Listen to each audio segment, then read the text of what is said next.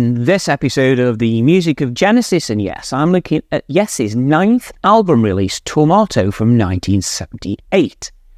It marked the breakup of the nucleus of the band, as it was the last that involved Jon Anderson and Wakeman before they left in 1980.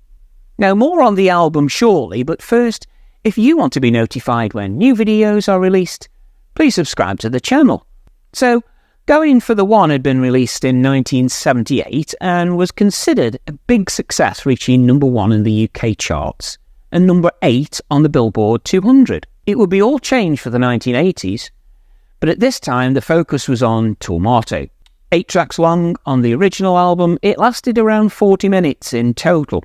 Wasn't long for a Yes album.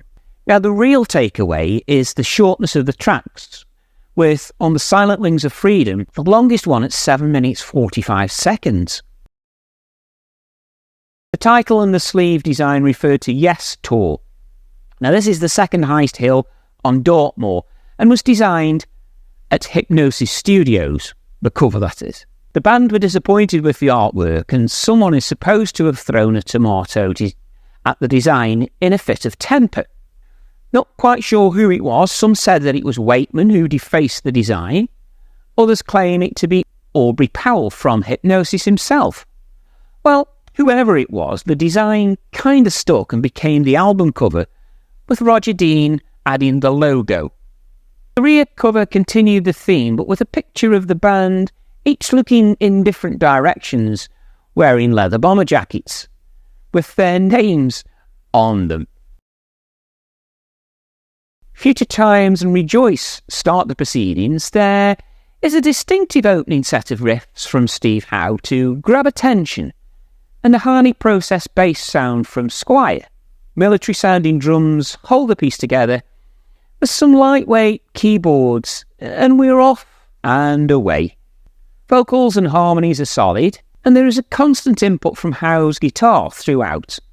I don't mind it being a 2-part song, but felt that the first part could really have been developed more, as that part only lasts 4 minutes. The second part of this track, Rejoice, is a more gentle song and speaks of celebration of the band's 10th anniversary, more than anything else. There's a good lead from the bass, but Wakeman persists with this wispy keyboard sound. It should have been a standalone track for me. Don't Kill the Whale was the lead single from the album, and I remember this from when it was released, reaching number 36 in the UK charts. As the title suggested, it was a protest song on the way whales were being hunted at the time, and to reduce the possibility of their extinction. At 3.5 minutes, it was aimed at the singles market, attempting to follow up the successes of Wondrous Stories. A thumping beat, guitar and bass complementing each other on the intro.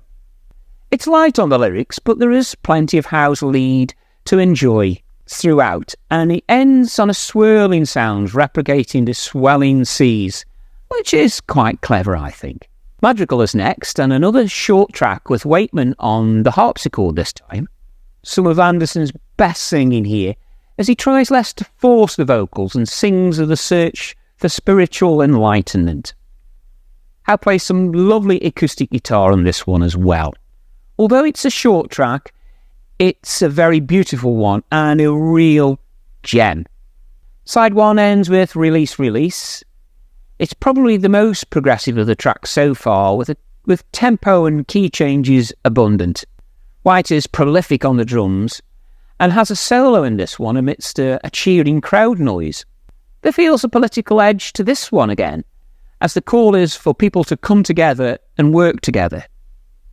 Howe features very prominently again throughout this one, and in sections, there's a real rock and roll beat to it. Side 2 begins with the excellent Arriving UFO. Now, allowing for the well-used theme of the song, this is a standout on the album and creates a realistic atmosphere of space and travel throughout. Anderson's lyrics have echo and delay to them, and this works really well. The instrumental section seems to depict some kind of space battle, and again, this works very well indeed. There are some shades of the Gates of Delirium in here, and it seems that the real Yes actually stand up and are counted on this track. Now, just as I'm really back on board, things begin to take a sizable downturn. Circus of Heaven is next, and in all honesty, this is a Jon Anderson solo track and should never have appeared on this album. It's again supporting the theory that the album was probably rushed and not properly developed, in my opinion. Although it's a pleasant track about a fantastical circus, it's too cutesy to believe. And the introduction of Anderson's son Damien also does nothing for me. Onward rescues things, though, which is one of Chris Squire's finest pieces he ever produced for Yes, and it's a strong song with strong harmonies. Anderson sings of friendship, spirituality, love, and the presence of celestial beings. There is an orchestral arrangement added by a long-term friend of Squire, Andrew Price Jackman, and that works really well. It's simply beautiful. The last track is On the Silent Wings of Freedom, and again had Chris Squire at the front of things with a great bass line throughout. It's a really impressive out track, and starts with Squire, Howe and White laying down over 2 minutes of delightful introduction music, where each of the three excel in the highest of levels. I could actually listen to this intro all day, it's that good. Jon sings of trying to establish some answers to where we have come from, as well as our ultimate destination. The treat here is that we get another instrumental break with Howe and Squire again before moving towards the end of the track. This is really a very decent album with some strong tracks. Madrigal is very beautiful, Arriving UFO very futuristic, Onward is a pure joy, and On the Silent Wings of Freedom a wonderful climax. There's a dud in there as well, Circus of Heaven. I'm sorry, Jon, but I'm not keen on the undilated use of the polymove by Wakeman, as it makes some of the tracks very samey. I'm not sure why this happened. I don't like that many of the tracks are short and could easily have been fleshed out, especially if Circus of Heaven was dropped. Overall, I really like this album, and I will be looking to do some specific reactions to Onward and Arriving UFO in the coming days, so keep a lookout for the link. I've also done one already on the Silent Wings of Freedom, and I'll put a link to that up above. So there you are, these are my thoughts. Let me know yours in the comments. If you have found this video interesting, press the like button, and to buy the album or support the channel, check the details in the description section.